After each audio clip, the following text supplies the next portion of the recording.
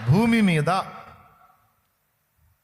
ఎంతమందినైతే నిత్య జీవమునకు నిర్ణయించాడో, ఎంతమంది పేర్లు జీవగ్రంథంలో రాయబడ్డాయో, ఎంతమంది యేసు రక్తం చేత విమోచింపబడి నిత్య జీవితానికి సిద్ధపరచబడ్డారో ఆ ప్రక్రియ అంతా కూడా కంప్లీట్ చేయబడే ప్రక్రియని అంతమన్నాడు.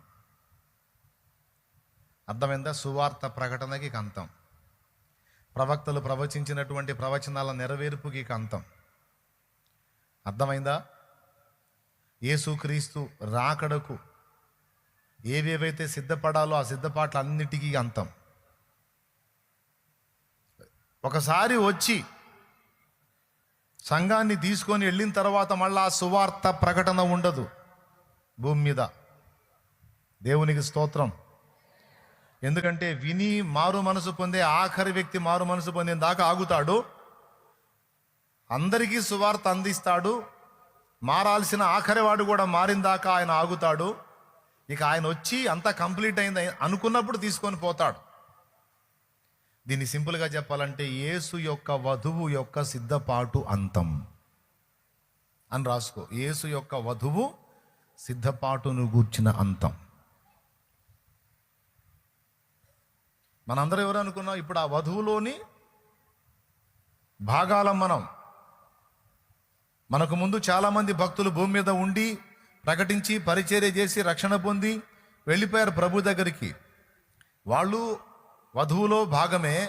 ఇప్పుడు భూమి మీద ప్రస్తుతం మనం కూడా అందులో భాగమే. మన తర్వాత రక్షణలోనికి వచ్చే వాళ్ళు భాగమే. మొత్తం ఫైనల్గా ఆఖరోడు కూడా జాయిన్ అవ్వాలి ఇందులో. ఆయన ధర్మంగా ఏం చెప్పాడంటే అందరికీ చెప్పండి రా, తల్లి అందరికీ చెప్పండి నాన్న, కుమారుడు అందరికీ ప్రకటించురా. ఎవడైతే విని విశ్వసించి మారు మనసు పొంది రక్షణ పొంది నా వైపు తిరుగుతాడో వాని పేరల్లా జీవగ్రంథంలో రాస్తా.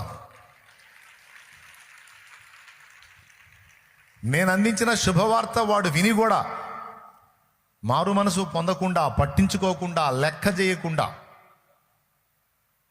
నన్ను తృణీకరించి సువార్తను విసర్జించి వాడిష్టం వచ్చినట్టుగా బ్రతకడానికి ఇష్టపడ్డ వాడిని అలాగే బ్రతకనియండి, వదిలేసేయండి. వాడిని చెప్పావా లేదా? చెప్పానయ్యా, వదిలేసేయి.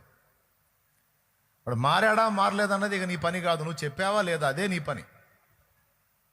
నా దూతగా, నా సాక్షిగా నువ్వు వెళ్ళి ప్రకటించమన్నా, నువ్వు ప్రకటించావు, అంతవరకు అయిపోయింది నీ పని. నీ వాడి సంగతి నేను చెబుతా.